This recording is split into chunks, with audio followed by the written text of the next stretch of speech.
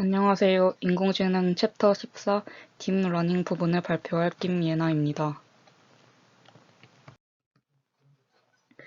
목차는 다음과 같습니다. 아래와 같은 순서로 발표를 진행하도록 하겠습니다.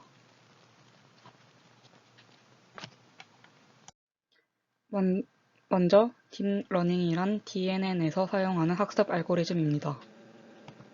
여기서 DNN이란 다층 포세트론에서 은닉층의 개수를 증가시킨 것입니다. 즉, 은닉층을 여러 개 사용한다는 소리입니다. 딥러닝은 컴퓨터 시각, 음성인식, 자연어 처리, 소설 네트워크 필터링, 기계 번역 등에 적용이 됩니다. 딥러닝이 혁신적인 이유는 딥러닝은 학습 알고리즘도 동일한 MLP의 여러 가지 문제점을 효과적으로 해결하기 때문입니다. 여러 가지 문제점이란 그레디언트 소멸 문제라던가 과잉 적합이 있습니다. 다음 표는 이미지넷 경진대회 결과의 오차율에 대한 표입니다. 2012년 이전에는 가장 좋은 알고리즘의 오차율이 23%였지만 딥러닝을 사용하는 알렉스넷의 등장으로 인해 오차율은 16% 아래로 끌어내렸습니다. 딥러닝은 계속 발전하여 2016년에는 오차율이 5% 미만이 되었습니다. 딥러닝에는 많은 은닉층이 있습니다. 이 많은 은닉층들은 무슨 역할을 하는지 알아보기 전에 먼저 MLP의 은닉층에 대해 소개하겠습니다. MLP는 한 개의 은닉층을 사용합니다. 한 개의 은닉층만을 사용하므로 충분한 특징을 추출할 수 없으므로 인간이 영상의 특징을 수출하여서 신경망에 제공해야 합니다. 하지만 DNN에서는 여러 개의 은닉층을 사용하므로 앞에 있는 은닉층은 엣지와 같은 저급 특징들을 추출, 뒤에 있는 은닉층은 코너와 같은 고급 특징들을 추출합니다.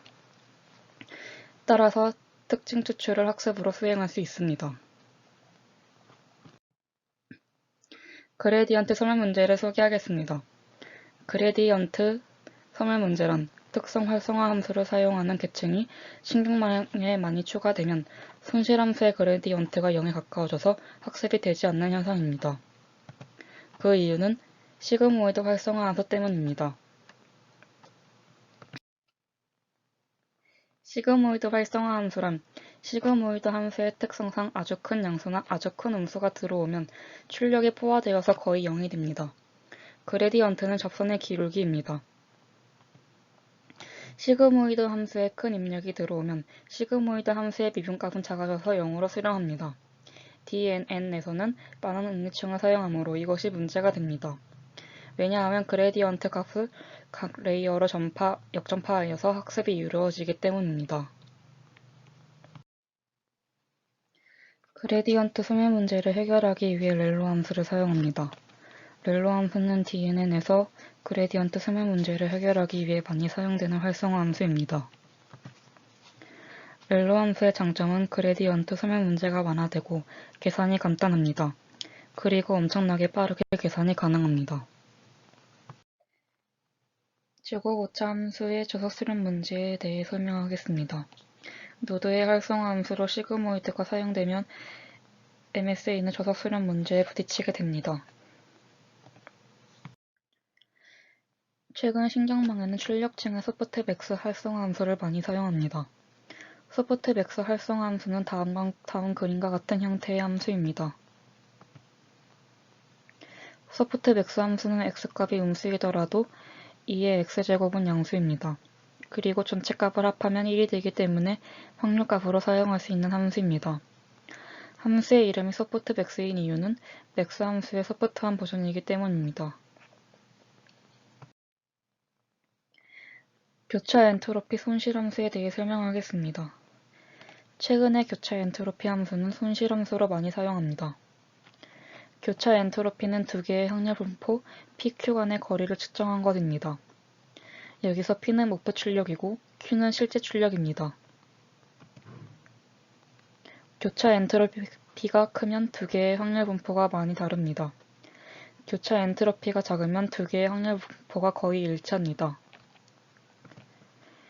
따라서 손실함수로 사용이 가능합니다. 목표 출력의 확률 분포는 온핫 인코딩을 사용하고 실제 출력의 확률 분포는 소프트맥스 함수를 출력층의 활성화 함수로 사용합니다. 가중치의 초기값은 성능에 많은 영향을 끼칩니다. 만약 가중치를 0으로 놓는다면 출력층에서 계산된 오차는 가중치의 값에 비례하여 역전파됩니다. 즉, 가중치가 곱해져서 역전파됩니다.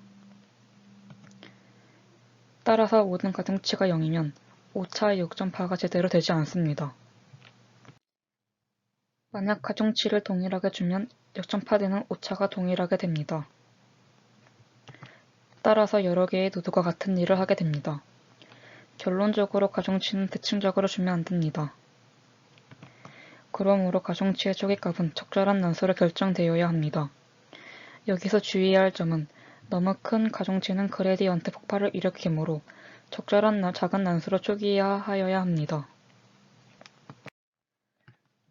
가중치를 초기화할 때는 샤비어 방법과 히 방법이 많이 사용됩니다. 이 방법들은 특정 노드로 들어오는 간선의 개수와 나가는 간선의 개수를 사용합니다.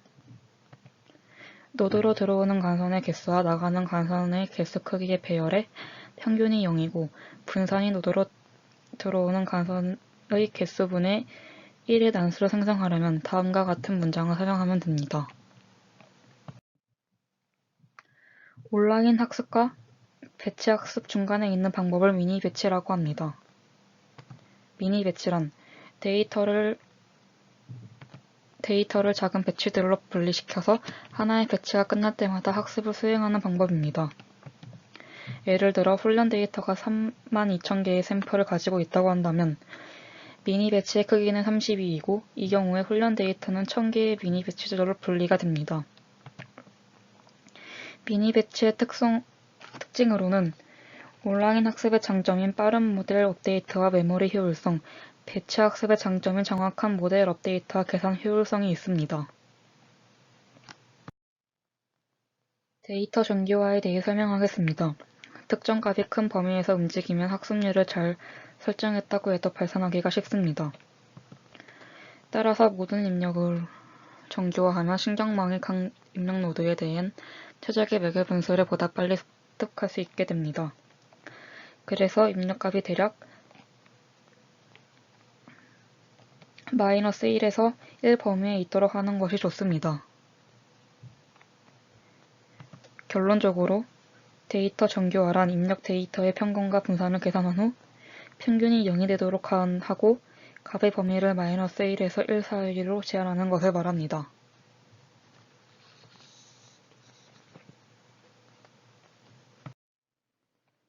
신경망으로 데이터를 처리할 때 꼭 필요한 개념인 데이터 인코딩 기법에 대해 알아보겠습니다.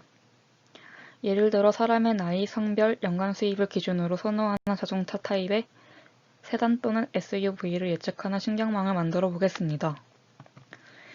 먼저 다음과 같은 훈련 데이터가 있습니다. 신경망은 숫자 데이터만 처리하기 때문에 숫자 값으로 인코딩을 해야 됩니다. 예를 들어 성별은 남자는 -1, 여자는 1로 인코딩합니다. 신경망의 출력은 온핫 인코딩인 여러 개의 노드 중에서 하나의 노드만 1이 나오고 다른 노드는 모두 0이 나오도록 인코딩을 하여야 합니다. 훈련 데이터를 이용하여 정교화한 인코딩을 한 결과는 다음과 같습니다. 선호하는 자동차가 신경망의 출력입니다. 이것을 예측합니다. 학습률이란 한 변의 가중치를 얼마나 변경할 것인가를 나타냅니다. 학습률이 너무 작으면 최소점에 조달하는데 많은 시간이 걸립니다. 그렇다고 학습률이 너무 커도 급격하게 가중치가 변경되어서 발산합니다. 모멘텀이란 학습 속도를 가속시킬 목적으로 사용합니다. 모멘텀은 지역 최소값을 넘어서 전역 최소값을 찾는 데 도움이 됩니다. 모멘텀을 도입한 가중치 변경 수식입니다. 과잉적합이란 지나치게 학습 데이터에 특화되어 실제 적용 시 좋지 못한 결과가 나오는 것입니다. 은니층의 개수가 많으면 과잉적합이 심해집니다. 과잉적합을 처리하는 방법은 가중치를 제어하는 방법, 손실함수의 전체 가중치의 제곱을 추구하는 방법, 데이터 증강 방법, 신경망에 귀들을 가하는 것, 드롭아웃이 있습니다. 이 중에서 데이터 증강 방법과 드롭아웃에 대해 더 자세히 설명하겠습니다. 데이터 증강 방법은 소량의 훈련 데이터에서 많은 훈련 데이터를 뽑아내는 방법입니다. 예를 들어 고양이 사진이 있다고 할 때 이 고양이 사진을 좌우로 확대하거나 회전시켜서 변형된 이미지를 생성하여 이것을 새로운 훈련 데이터를 사용하는 방법입니다.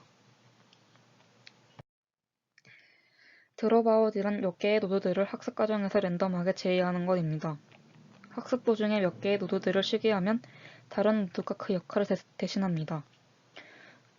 그러면 동일한 입력기 때에 여러 노드가 중복하여 특징을 학습합니다. 랜덤하게 노드들을 쉬게 해서 학습을 시키면 동일한 특징을 검출할 수 있는 노드가 많이 생깁니다. 앙상블에 대해 설명하겠습니다. 앙상블이란 각 신경망을 독립적으로 학습시킨 후 마지막에 합치는 것을 말합니다. 케라셀을 이용해 엠리스트 숫자 인식을 해보겠습니다.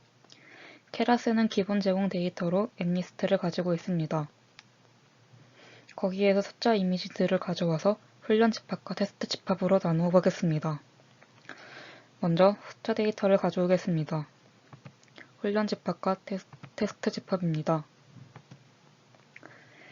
훈련 데이터와 테스트 데이터를 반환하는 코드입니다. 이미지를 출력한 결과입니다.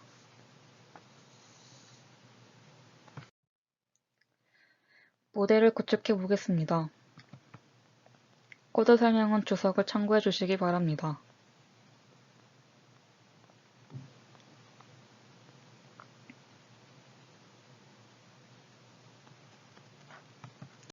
실행 결과는 다음과 같습니다. 5번의 에포크 만에 약 98% 정도의 정확도가 얻어집니다.